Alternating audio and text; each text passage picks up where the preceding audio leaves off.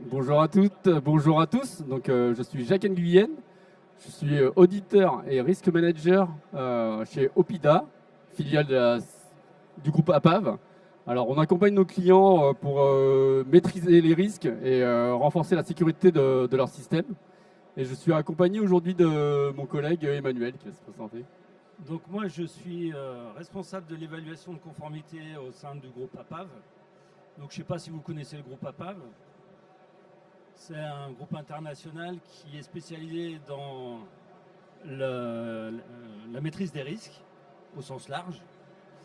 Et donc nous intervenons, nous opérons en tant qu'organisme tierce partie de confiance depuis plus de 150 ans. On est fortement implanté dans le milieu industriel et particulièrement dans le domaine de l'évaluation de conformité des machines, où nous réalisons 15 000 opérations par an avec 200 personnes qui sont réparties sur l'ensemble du territoire. Pourquoi je vous parle de ça? Parce que la cybersécurité s'est inscrite dans l'équation de la sécurité des machines dorénavant, avec des nouveaux règlements, de nouvelles exigences qui vont imposer un certain nombre de choses un peu compliquées. Et donc, pour répondre à ces enjeux, on a allié, c'est le terme allié qui est important, allier nos compétences en conformité machine avec celles de la cybersécurité de notre filiale Opida. Voilà. Merci Emmanuel pour l'introduction. Donc effectivement, comme l'a dit Emmanuel, on va s'intéresser tout particulièrement à la cybersécurité dans l'industrie. Historiquement, l'industrie s'intéresse tout particulièrement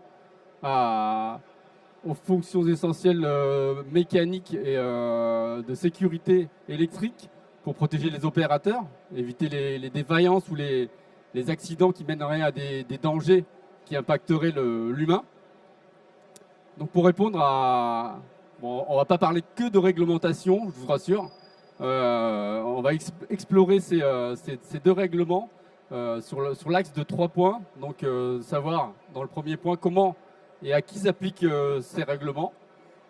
Ensuite, on viendra un peu plus en profondeur dans le sujet, voir quelles sont les exigences qui sont communes aux deux règlements et les exigences qui sont plus ou moins spécifiques pour le règlement machine et le CRA. Et pour terminer, la maîtrise des risques qui est l'ADN du groupe APAV, c'est de savoir comment mettre en œuvre toutes ces exigences pour répondre à la conformité et d'avoir une approche pragmatique pour répondre à vos besoins. Donc, effectivement, le champ d'application se rapproche, est commun, mais plus ou moins large en fonction du règlement. Donc le règlement machine, qui a une date de mise en application au 20 janvier 2027. Ça, je pense que la plupart d'entre vous a connaissance de cette date. Donc il impacte particulièrement les fabricants, les intégrateurs et les responsables de modification. Donc ça, c'est un sujet qui revient régulièrement des contacts qu'on a pu avoir avec vous, les professionnels de l'industrie. Et donc qui concerne particulièrement les machines et les quasi-machines. Je reviendrai par la suite sur le dernier point. Donc le règlement Cyber Resilience Act, donc du petit nom CRA, qui sera mis en application au 11 décembre 2027, lui impacte les fabricants et éditeurs. Donc ça comprend tous les logiciels et le hardware.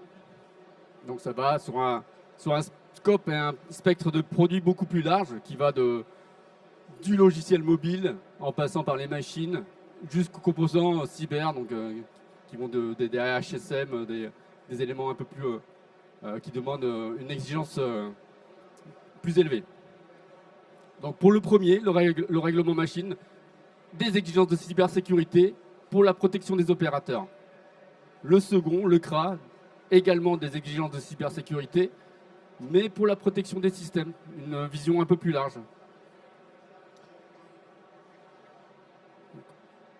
On va passer ensuite sur les exigences communes qu'on a identifiées sur ces deux règlements.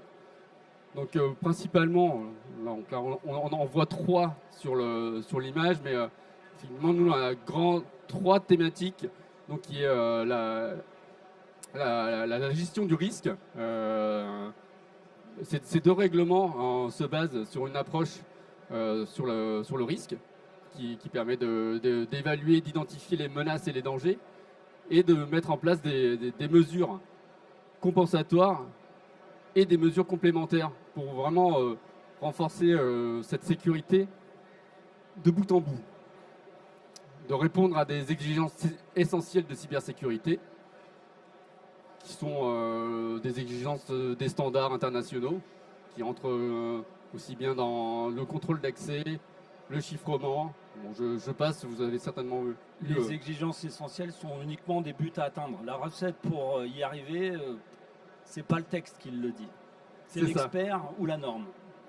Et pour l'instant, en machine, la norme, il n'y en a pas.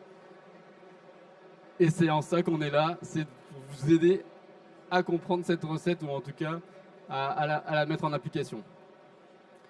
Donc, autre point important, c'est la prise en compte de la sécurité tout le long du cycle de vie, que ce soit du produit ou de la machine.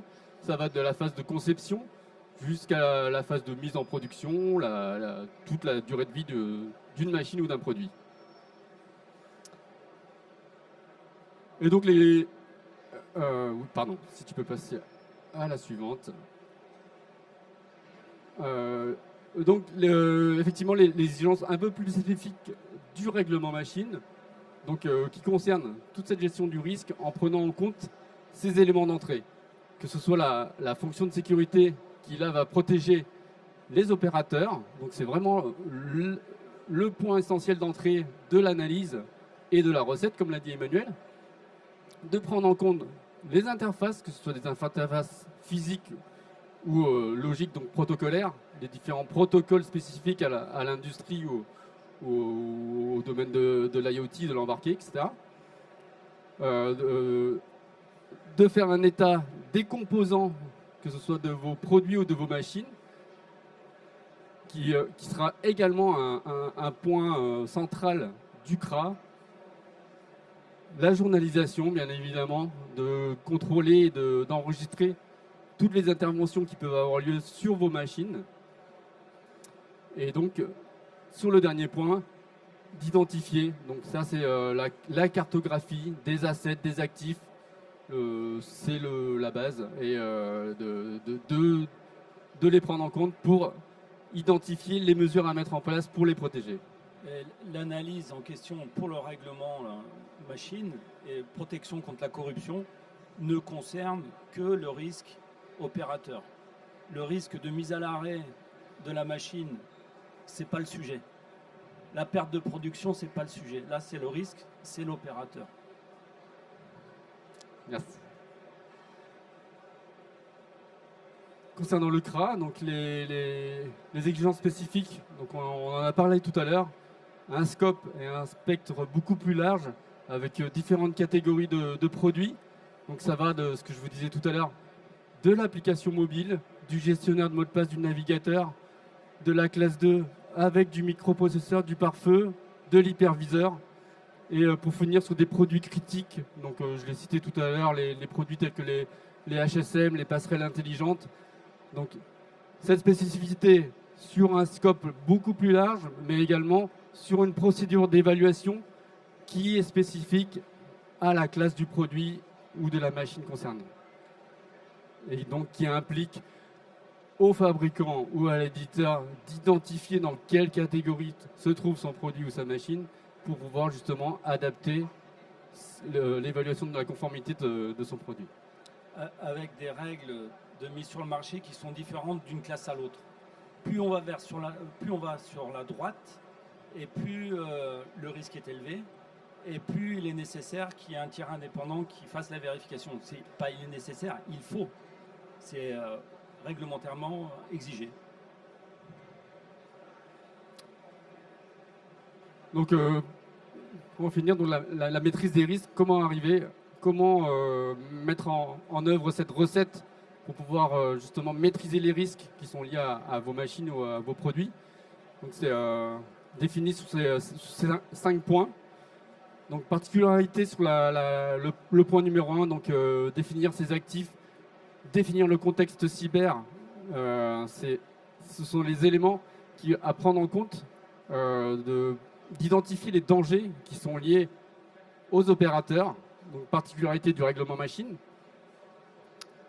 Ce que j'ai oublié de vous dire en introduction, c'est que cette démarche est également applicable pour le CRA, cette approche par les risques, de définir un contexte du sujet de l'analyse, établir un diagramme de flux, savoir les interconnexions qui peuvent y avoir entre les différents composants, que ce soit de la machine ou du produit, faire une première évaluation de la menace et des risques, en regard du potentiel d'attaque et des menaces. Donc là, sur une première étape d'identification des mesures de base, des mesures barrières, et pour ensuite évaluer la sévérité des menaces en réalisant une analyse de stride pour venir identifier des mesures complémentaires pour protéger au maximum vos produits et vos machines. Donc l'enjeu, comme vous l'avez vu, c'est de structurer une démarche cohérente entre sécurité machine, cybersécurité et conformité réglementaire. Donc effectivement, APAV a cette maîtrise du risque. Donc notre approche de la sécurité des produits et des machines industrielles en particulier, mais des produits de manière générale, est pensée aujourd'hui de notre point de vue d'une manière systémique, en intégrant les risques numériques au global. Donc la sécurité ne se limite plus qu'aux produits, elle concerne le système dans son ensemble. Voilà, j'en ai terminé. Je ne sais pas si vous avez des questions. Dans tous les cas, vous pouvez nous retrouver sur le stand E13, qui est juste derrière.